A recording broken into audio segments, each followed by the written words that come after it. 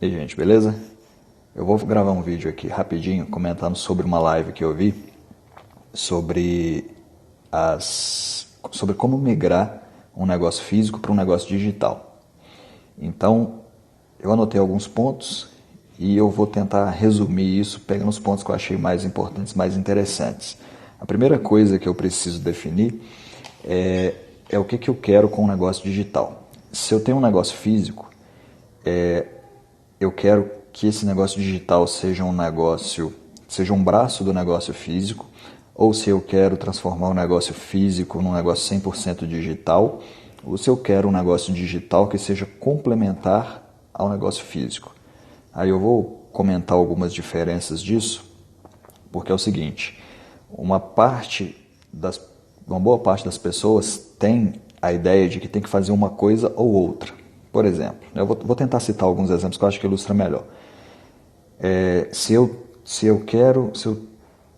sou um nutricionista, por exemplo, e eu tenho um consultório lá que eu atendo as pessoas, é um negócio físico, mas aí eu quero ter um braço digital.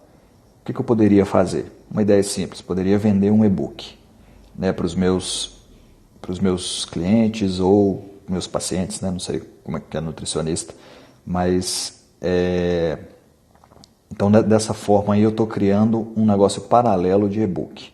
Se eu quero transformar todos esses atendimentos num negócio 100% online, por exemplo, eu vou ser um nutricionista que faz consultório só, que faz consulta ou uma sessão só online, aí isso vai ser um negócio 100% online, já são outras estratégias. E se eu quero um negócio complementar, aí não está, obviamente, muito ligado ao mesmo negócio, mas às vezes eu vendo um suplemento, vendo vitamina, não sei, alguma coisa relacionada a isso, como se fosse um complemento dessa consulta. Não está relacionado diretamente ao negócio de fornecer informação sobre como as pessoas se alimentar. Então é importante primeiro definir o que você quer desse negócio digital, porque senão você vai traçar as estratégias erradas. E uma coisa que é muito comum é falar assim, eu dou uma consultoria, ou eu vendo um e-book, ou eu faço atendimento, ou vendo e-book, ou vendo vitamina online. É uma estratégia melhor de quando você pensa, se eu faço uma coisa ou outra, você tira o ou e coloca o e, faz uma coisa e outra. Parece a perda de foco, mas na verdade é uma estratégia de distribuição de energia quando você coloca o negócio, já que você quer ter esses dois braços. E quando a gente fala disso, os produtos digitais eles têm que estar sempre em mente. Porque o que acontece? Às vezes as pessoas se preocupam tanto em gerar conteúdo, coloca vídeo todo dia, vídeo toda semana, aquele vídeo gratuito, e ela não oferece nada no vídeo, ou seja, aquilo não gera venda para ela, não gera lucro. Né? Fornecer conteúdo de graça sem ter uma oferta associada, você não está fazendo negócio. Você está simplesmente gerando conteúdo de graça e está sendo bonzinho. Então, o Charles César, que foi o que fez essa live, ele sugeriu um livro, comentou um livro na verdade, que chama Gerenciamento de Lucro. Né? Eu não procurei ainda, vou ver se eu acho. E nesse livro ele comentou que tem um ponto importante, que é ter um mix de produto. Como assim? É uma estratégia em que o cliente ele é envolvido aos poucos à medida em que ele vai se interessando. Isso é uma estratégia mais ou menos de funil. Você dá um e-book lá que custa R$7, aí ele pode ler o e-book, às vezes depois que assistir um vídeo seu, por exemplo, aí você, através do e-book, ele te dá o curso, te vende o curso, né, na verdade, aí ele vai te cobrar lá R$300, R$100 num curso, né, depende, e depois você oferece uma mentoria. Então, esse exemplo ele te mostra um mix de produto dentro do mesmo tema, que aí você vai afunilando as pessoas. Né? Se você pegar assim, todo mundo pode assistir o seu vídeo de graça, muitas pessoas podem comprar o seu livro de R$7, nem tantas podem comprar o seu curso de R$100 ou querem comprar o seu curso de R$100 e pouquíssimas vão comprar a sua mentoria lá de R$2.000, por exemplo, né? Mas você tem um mix de produto que você vai atender de acordo com o interesse das pessoas que te procuram. Qual que é o intuito disso? É de fornecer experiências diferentes, né? À medida em que a pessoa for querendo ter experiências diferentes, ela vai pagando por isso.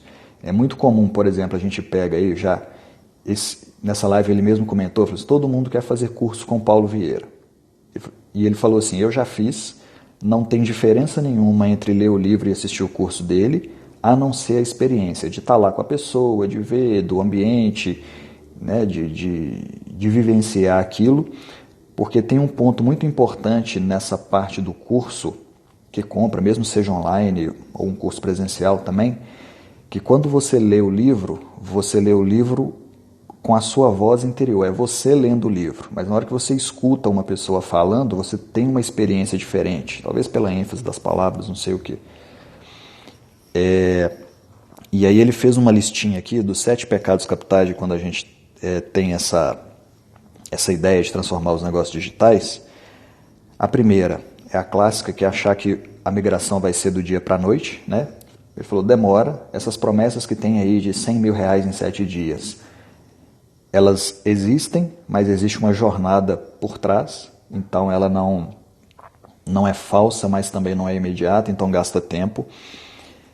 Uma coisa muito interessante que ele falou, que é o seguinte, como você já tem um negócio físico, provavelmente você tem uma base de clientes. Se você tem essa base, você começa por aí. Por quê? Porque existe uma diferença entre oferecer um produto e lançar um produto. Você oferece um produto para quem você já conhece e você lança o produto para quem você ainda não conhece. Então, como você já tem uma base de clientes, para você testar, é mais fácil fazer isso oferecendo o produto do que lançando o produto. Então, achei esse ponto interessante. Outro erro é querer terceirizar sem entender. Esse querer terceirizar sem entender é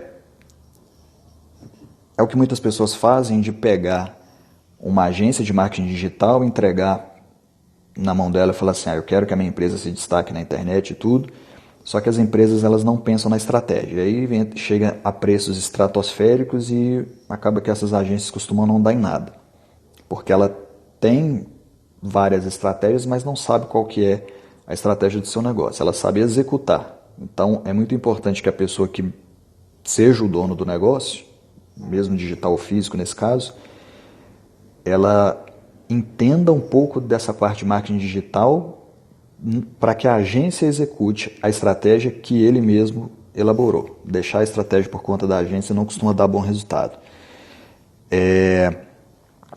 E aí essa base, só voltando no assunto aqui da base de cliente, a base de cliente, eu tive uma ideia assim que às vezes a gente trabalhar com a base de clientes de outras pessoas pode gerar um valor agregado em cima de outras possibilidades.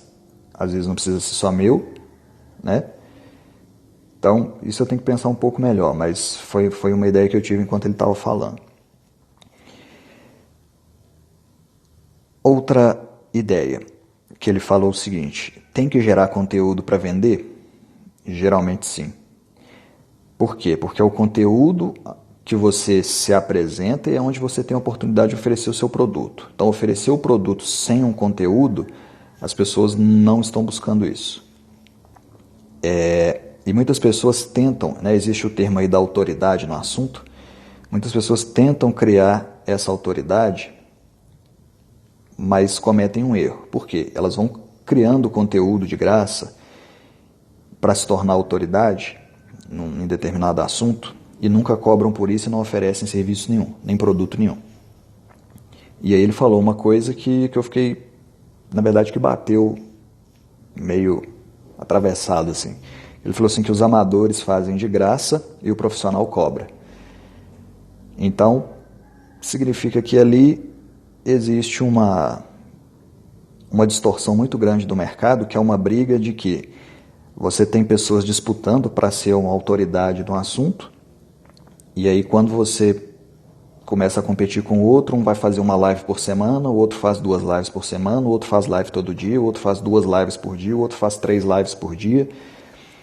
E fica, isso tem o nome de estratégia do Oceano Vermelho, se eu não me engano. É que as pessoas vão se desvalorizando cada vez mais. A estratégia do Oceano Azul é esse cuidado com esse mercado que coloca cada vez mais valor agregado em cima do conteúdo e da oferta. E em cima desse assunto, ele deu o exemplo de um supermercado que o foco do supermercado lá era ter excelência no atendimento ao cliente. Isso pode ser o foco? Pode, mas não pode ser a coisa mais importante. A coisa mais importante é ter cliente. Por quê? Porque você não consegue prestar um atendimento excelente se você não tem cliente. Então, antes disso, vem essa preocupação. E como é que você tem cliente? Oferecendo serviço ou oferecendo produto. Aí quando ele falou isso, ele comentou sobre um outro livro que chama Dobre Seu Lucro, né, que depois eu vou ver se eu acho também. E logo quando ele comentou, ele falou o seguinte, que tem uma coisa muito perigosa aí nesses produtos que as pessoas costumam confundir e que talvez se torne uma oportunidade, é que a gente não pode comparar o palco dos outros com os nossos bastidores. Que aí o cara gastou lá 5 anos para faturar 1 milhão por ano e de repente ele oferece isso para você com um curso de 1 semana. Te cobra R$8.000, por exemplo. Tem gente que vende isso dessa forma, mas aí tem que tomar cuidado. Acaba sendo até antiético isso aí. Aí, durante algumas conversas lá, alguém perguntou assim, eu posso oferecer e-book gratuito? Ele falou, poder pode, mas não é uma boa estratégia. Porque isso acaba que filtra um pouco aquele funil. Né? Na verdade, ele distorce o funil. Porque o topo do funil, muitas vezes, é o vídeo que você posta gratuitamente, faz uma live, e aí esse funil ele começa a fechar, geralmente nesse e-book que tem um preço baixo. E aí depois você vai para plataformas, né, de venda de curso, depois mentoria, aquele atendimento ao vivo. Uma outra coisa interessante que ele falou, isso aqui ele não explicou porque ele deve explicar lá na mentoria que ele vende, é que ele tem várias vezes, inclusive ele estava com um caso desse lá, que você tem o mesmo produto e ele não sabia se ele venderia esse produto por R$299 ou por R$5.000. Isso vai de quê? Vai do preço que o seu público vai dizer se está caro ou não. Ele falou uma frase que eu achei bem interessante, que é o seguinte, quem vai dizer que está caro é a sua lista de cliente, né? Não é o valor que você está colocando. Então isso aí entra nas questões lá de precificação. E aí vai de segmento, né? Vai de um monte de coisa que está associada aí com o mercado que está atendendo. E aí quando ele falou isso me surgiu uma ideia. Ele falou, se tem produtos que são vendidos, né, você pega aí R$299 ou R$5.000, é mais de 10 vezes o valor. Aí eu pensei, falei, se isso é possível, será que não tem uma forma de pegar produtos de outras pessoas, tentar atender um novo nicho, que, por exemplo, uma pessoa vende um livro lá por R$10 e eu não consigo vender esse livro por 20, usando uma estratégia diferente, atendendo um nicho diferente? Então aí pode ser uma coisa a se pensar. Né? E que ele foi falando e eu fui pensando algumas coisas. E quando você pega, por exemplo, os materiais desse cara, todos os preços eles terminam em 7. É 97, 197. E as pesquisas científicas mostraram, pelo que ele falou, que que os preços que têm mais retorno de venda são os preços que terminam com 7. Mais que 9, mais que 8. Né? 99, 98, 97. O 97 tem chance de vender mais. Por quê? Ele não falou, porque não sabe. Ele só sabe que é assim porque ele viu a pesquisa. E aí depois, ele comentou sobre algumas partes aí de negócio, que ele falou que hoje vender mentoria é o que está bombando na internet, porque todo mundo faz conteúdo de graça, muitas vezes muitas pessoas vendem um e-book muito barato, vende e-book de R$1,99, vende o curso de R$1,99. Então ele vai agregando valor com essa mentoria. Aí tem outras coisas que eu vou comentar mais para frente. E aí ele comentou sobre uma coisa também que, às vezes com certeza a gente já viu isso aí, que é criar a lista de e-mail. Né? Às vezes você faz alguma coisa para criar a lista de e-mail e aí você começa a filtrar. Por quê? A lista de e-mail é uma coisa que você tem controle sobre ela. Ele usou uma expressão lá assim, construir uma casa num terreno alugado, que é o erro que muitas pessoas cometeram e muitas tiveram problema com isso. Que às vezes você monta o seu negócio lá, você chega a 500 mil, 1 milhão, 10 milhões de seguidores e de repente o Instagram, o Facebook vai lá e decide excluir seu perfil. O que você pode fazer? Nada. E aí você foi e perdeu lá os seus milhões de seguidores lá, ou de leads, né? Então, a lista de e-mail ela te protege disso e é um meio que você tem mais controle. Nas redes sociais, quando você apoia a sua base de clientes em cima disso, você fica na mão do outro e você não tem controle de nada. Ele falou que o LinkedIn pode ser uma boa forma, né, de conseguir isso, porque você tem um direcionamento mais profissional, dependendo do ramo que você trabalha. Tem que tomar cuidado aí com as coisas que se prometem, porque às vezes o resultado ele é prometido para vender, mas ele não é alcançado na hora que a gente executa. Então ele usou uma expressão que eu até anotei aqui, né? Que é assim, ó, só um mentiroso consegue atender pessoas com expectativas irreais. Então eu achei isso interessante. Ou seja, é uma coisa que se você prometer, vai ter gente com essa expectativa que não é real, ela vai comprar, mas isso não é negócio.